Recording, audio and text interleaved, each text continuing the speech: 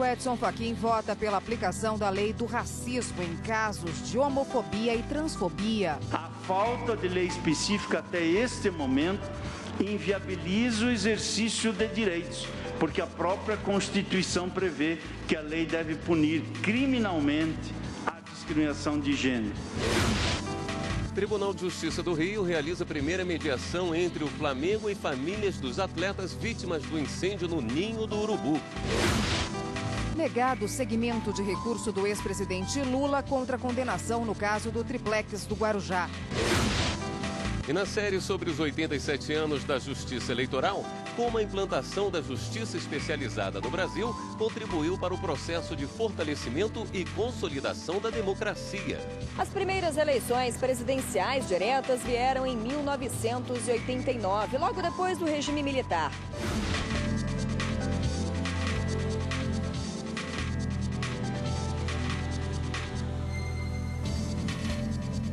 Olá, boa noite. Boa noite para você. Os ministros do Supremo Tribunal Federal continuam o julgamento que avalia se discriminação por orientação sexual e identidade de gênero deve ser considerada crime. Na quarta sessão sobre o tema, o ministro Edson Fachin, relator de uma das ações, também reconheceu omissão do Congresso e que homofobia e transfobia devem ser enquadradas como racismo. A repórter Carla Lucena acompanhou e ao vivo tem os detalhes para a gente. Boa noite, Carla.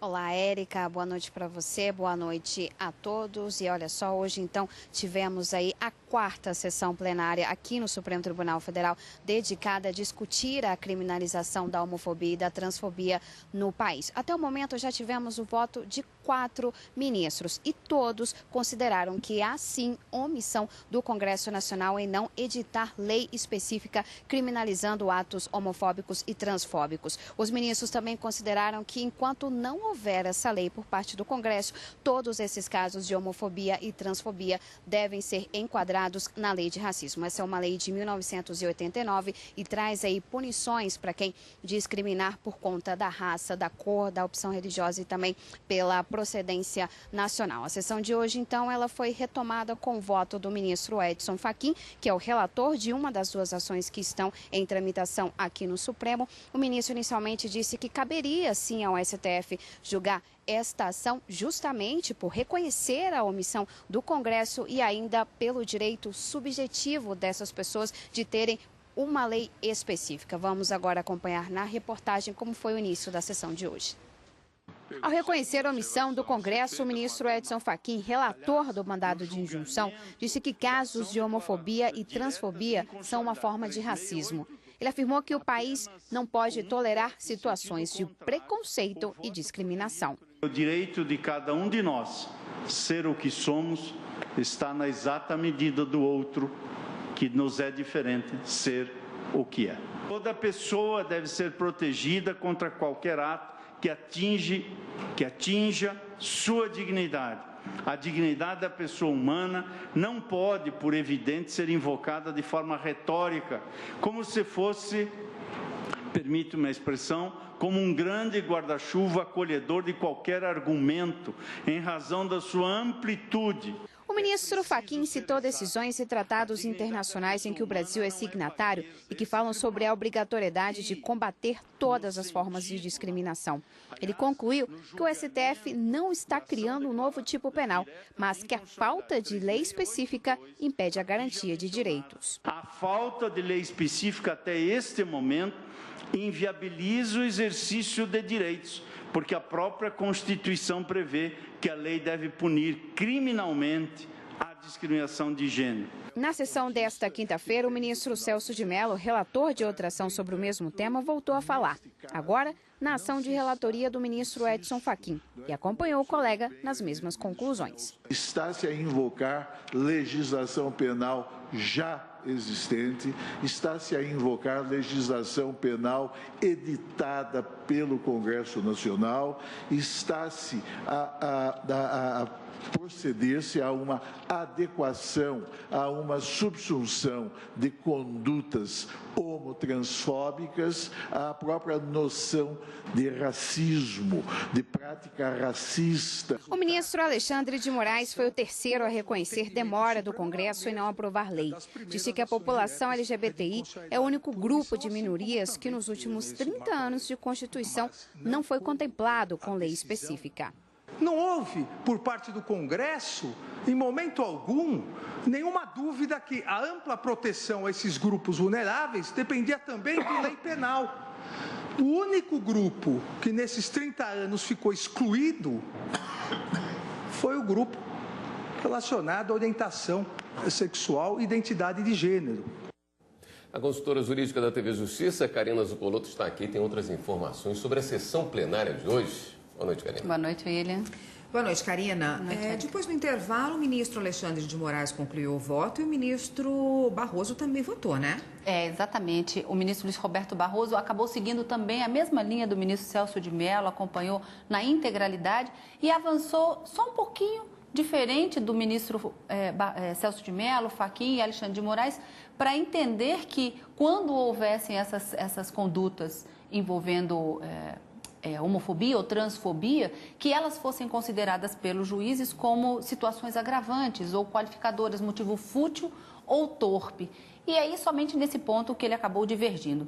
Ao longo do seu voto, ele disse que estaria tendencioso a fixar um prazo para que o Congresso Nacional pudesse legislar a matéria que a Constituição exige que seja feita, mas ele acabou dizendo que já foram tantos os projetos de lei que não passaram, ou mesmo que o projeto de lei que já foi aprovado na Câmara, encaminhado para o Senado e no Senado incorporado ao Código de Processo, ao novo Código Penal e acabou de uma certa forma paralisado, que ele avançaria nesse prazo para já determinar, conforme o ministro Celso de Mello decidiu no voto dele também, dar a interpretação conforme para que seja aplicada a lei do racismo para esses casos de homofobia e transfobia, até que o Congresso Nacional efetivamente crie a lei específica para criminalizar esse tipo de conduta que, de uma certa forma, acaba deixando vítimas dentro desse grupo de vulneráveis e uma violação desses direitos fundamentais, como todos os 4 ministros que já votaram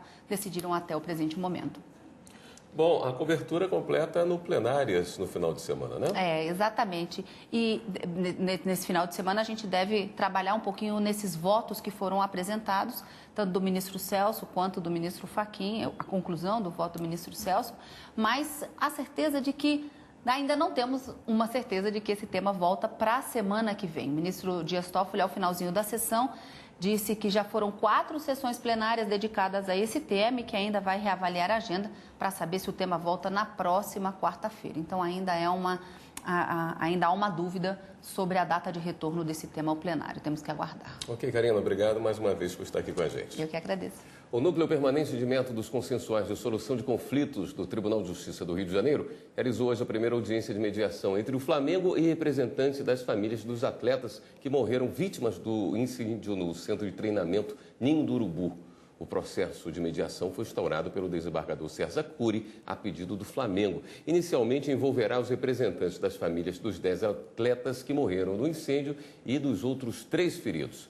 A mediação é um processo voluntário que oferece àqueles que estão vivenciando um conflito a oportunidade e o espaço adequados para se buscar uma solução. A audiência terminou há pouco e sem acordo. As famílias não concordaram com a proposta do Flamengo, que queria negociar com a família de cada vítima. O ministro do Supremo, Edson Fachin, negou hoje seguimento a um recurso do ex-presidente Luiz Inácio Lula da Silva contra a decisão do ministro do STJ, Félix Fischer, que havia rejeitado o recurso na condenação no processo envolvendo um apartamento triplex no Guarujá. Ao rejeitar o recurso da defesa, Fachin também negou o pedido para que Lula fosse posto em liberdade até o julgamento final do habeas corpus pelo STF. A defesa quer que o Supremo anule a condenação de Lula no caso do triplex, o que pode levar à libertação do ex-presidente. Na decisão, Fachin afirma que o caso ainda será julgado pela 5ª Turma do Superior Tribunal de Justiça, instância para a qual a defesa de Lula também apresentou recurso contra a decisão de Fischer. O Ministério Público Federal começou uma investigação para apurar a denúncia de supostas irregularidades nas autodeclarações de candidatos a cotas raciais aprovados por meio do SISU para a Universidade Federal de Mato Grosso. Está no artigo 3º da Lei 12.711 de 2012. Em cada instituição federal de ensino superior vinculada ao Ministério da Educação, 50% das vagas deverão ser preenchidas por autodeclarados pretos, pardos e indígenas e por pessoas com deficiência. O problema é que alguns alunos estão burlando essa lei e utilizando o benefício de forma irregular. De acordo com a denúncia recebida pelo Ministério Público Federal, 6 alunos aprovados pelo sistema de cotas no curso de medicina da Universidade Federal do Mato Grosso não têm o perfil exigido. Para provar a fraude, foram utilizadas no processo fotos de redes sociais. Segundo o entendimento do Supremo Tribunal Federal, a princípio, o critério utilizado para o reconhecimento racial é a autodeclaração, mas para evitar fraudes, as universidades podem fazer o controle de identificação, avaliando a aparência e as características físicas dos candidatos. Assim que for notificada, a Universidade Federal do Mato Grosso tem 10 dias para enviar ao MPF as informações sobre os critérios utilizados para as análises dos candidatos cotistas. E você vai ver no próximo bloco o que fazer se você pagar o mesmo boleto 2 vezes. Observando a má-fé do estabelecimento, a restituição tem que ser em dobro.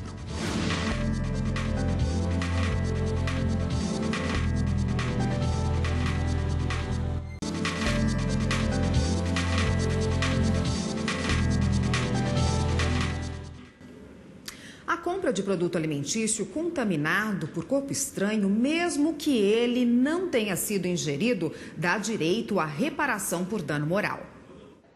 Pode parecer um simples aborrecimento, mas quem encontra alguma coisa estranha na comida nunca esquece.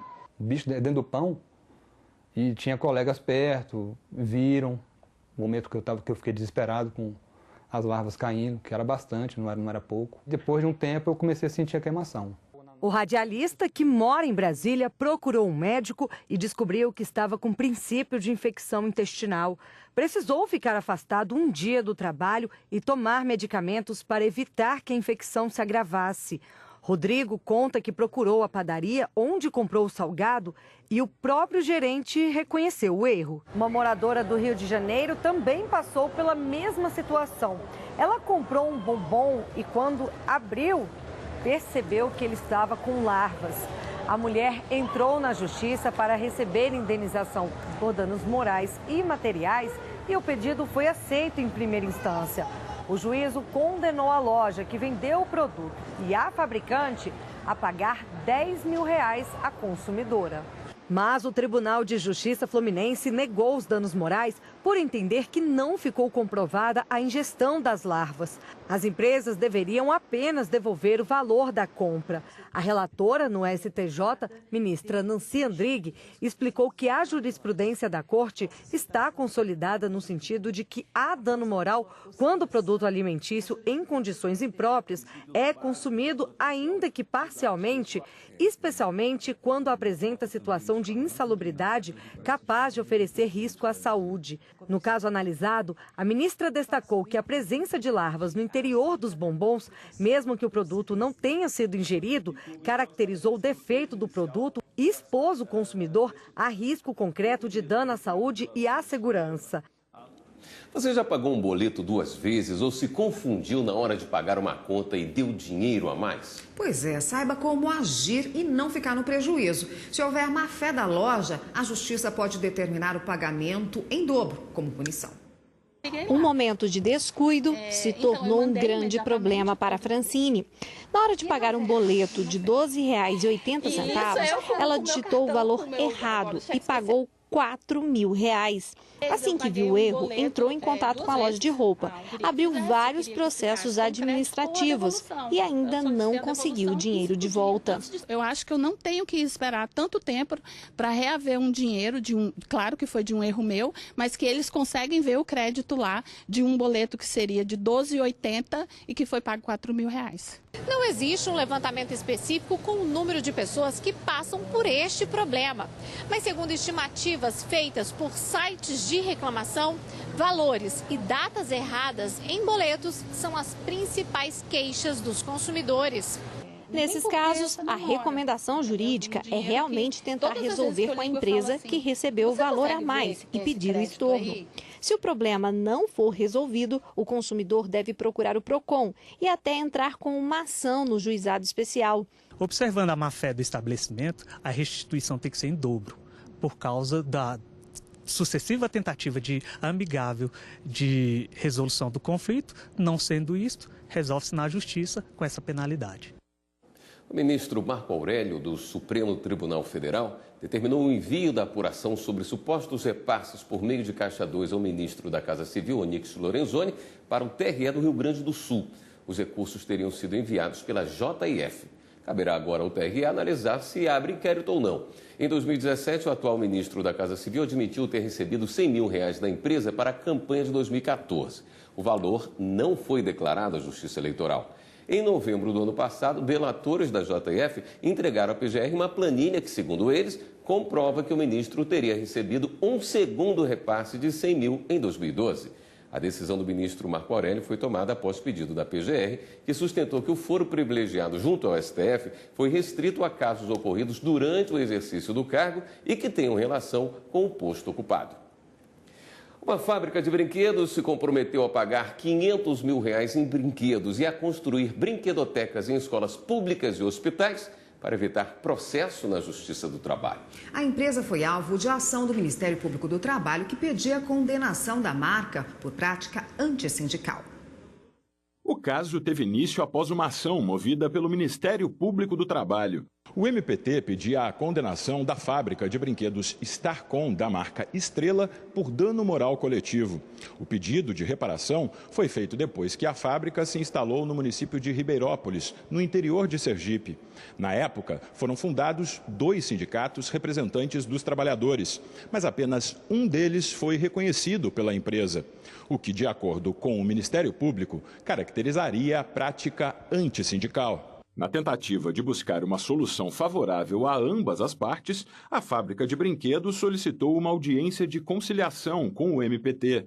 A audiência foi mediada pelo ministro Cláudio Brandão, do Tribunal Superior do Trabalho. Na ocasião, a empresa se comprometeu a pagar R$500 mil em brinquedos e a construir brinquedotecas em escolas e hospitais públicos, além de entidades de acolhimento de crianças e adolescentes. Eu acho que a grande vantagem é o atendimento à comunidade carente. A ideia de se destinar os recursos para hospitais públicos, atendimento a crianças e adolescentes, escolas públicas, entidades de acolhimento, vai fazer com que um grande número de menores, de crianças e adolescentes, sobretudo em condições de, carência de recursos econômicos, possa esse grande número de crianças ser beneficiado com brinquedotecas que tornarão, sem dúvida nenhuma, a vida muito mais alegre, muito mais feliz para essas crianças, para esses jovens e adolescentes. O valor a ser pago será calculado sobre o preço de custo da produção dos brinquedos. O Tribunal Regional do Trabalho da 20ª Região em Sergipe fará um levantamento para definir as escolas e entidades que serão beneficiadas. Uma nova audiência deverá ser marcada após a conclusão do levantamento. E daqui a pouco, como a implantação da Justiça Eleitoral no Brasil contribuiu para o processo de fortalecimento e consolidação da democracia. Se buscou no Poder Judiciário, como um órgão naturalmente isento, um local para que pudessem ser realizadas as eleições.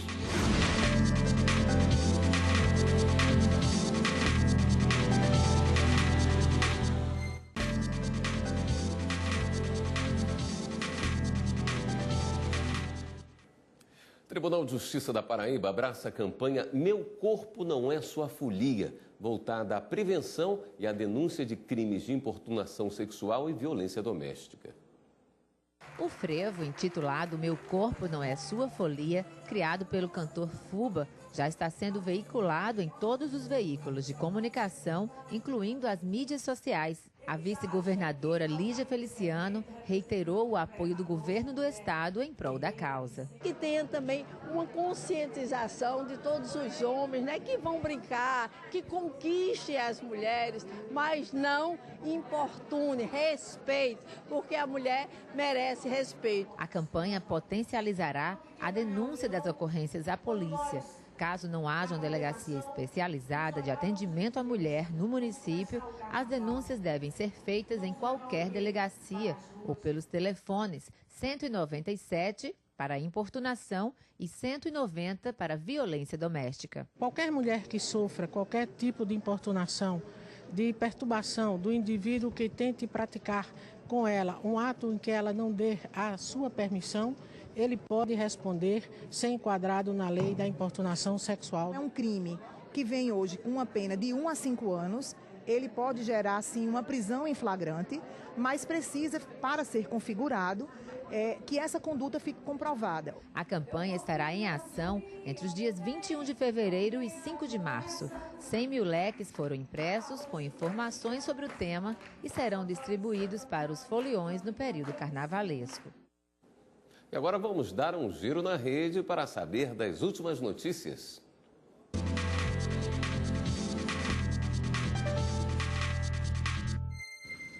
Vamos então à redação do Jornal da Justiça falar com a Fernanda Porto, que hoje é quem tem as novidades para a gente. Boa noite, Fernanda. Boa noite, Érica. Boa noite, William. Boa noite para você que está em casa. A gente começa o giro de hoje falando que a investigação que apura se o senador Flávio Bolsonaro cometeu ou não crimes de lavagem de dinheiro vai ficar a cargo do Ministério Público Federal do Rio de Janeiro. A decisão é da Procuradora-Geral da República, Raquel Doge. O inquérito apura supostas negociações ilegais de imóveis. Já sobre a Operação Lava Jato, o julgamento dos embargos infringentes da jornalista Cláudia Cruz, esposa do ex-deputado federal Eduardo Cunha, foi suspenso por pedido de vista do juiz federal José Carlos Fabri. Cláudia Cruz é ré em processo criminal por evasão fraudulenta de divisas. Já em São Paulo, a Justiça determinou que o IBAMA deve começar imediatamente a revisão do licenciamento ambiental da ferrovia Norte-Sul, no trecho de Estrela do Oeste até Ouro Verde, em Goiás. A sentença é em razão de vazamentos de dutos de vinhaça e rejeitos corrosivos que colocaram em risco solo, lençóis freáticos e também áreas de preservação ambiental. Já em Minas Gerais, o Ministério Público Federal, o Ministério Público Estadual e a produtora de aço ArcelorMittal firmaram acordo para atendimento emergencial de famílias que foram desalojadas. A ação é uma medida preventiva na área da barragem Serra Azul. Você em casa, quer rever alguma de nossas reportagens? Para isso é muito fácil. Vai lá no YouTube e digita TV Justiça Oficial. Volta ao estúdio, Érica, William. Obrigado, Fernanda. Vários acontecimentos legislativos e políticos eleitorais foram importantes para a construção da democracia no Brasil. Entre eles, as diretas já. O movimento impulsionou a promulgação da atual Constituição Federal de 88. Na quarta reportagem da série sobre os 87 anos da Justiça Eleitoral, veja como a implantação da Justiça Eleitoral no Brasil contribuiu para o processo de fortalecimento e consolidação da democracia.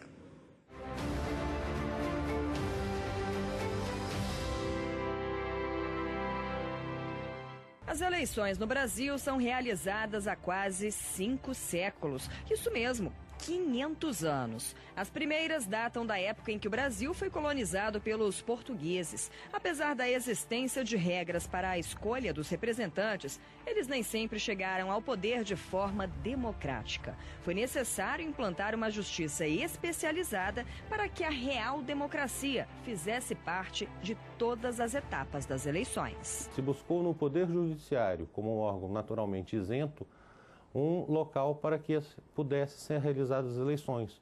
Então, as eleições que já contavam com a supervisão dos juízes desde da Lei do Terço e de outras normas anteriores, mas era apenas uma supervisão como todos os atos da vida, passou para esse ramo especializado da Justiça Eleitoral. Ela foi criada como um ramo especializado para a realização das eleições, sem sofrer a influência de partidos políticos, dos próprios políticos, dos mandatários, dos governantes.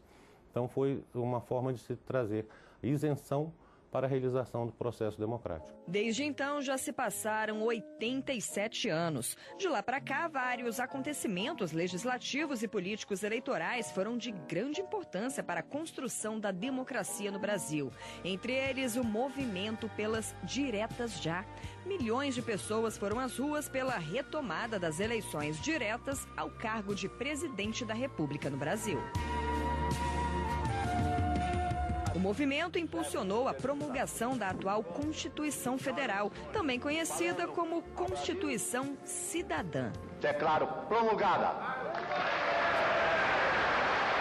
o documento da liberdade, da dignidade, da democracia, da justiça social do Brasil.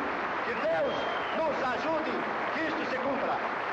As primeiras eleições presidenciais diretas vieram em 1989, logo depois do regime militar. Também foram as primeiras eleições com um segundo turno.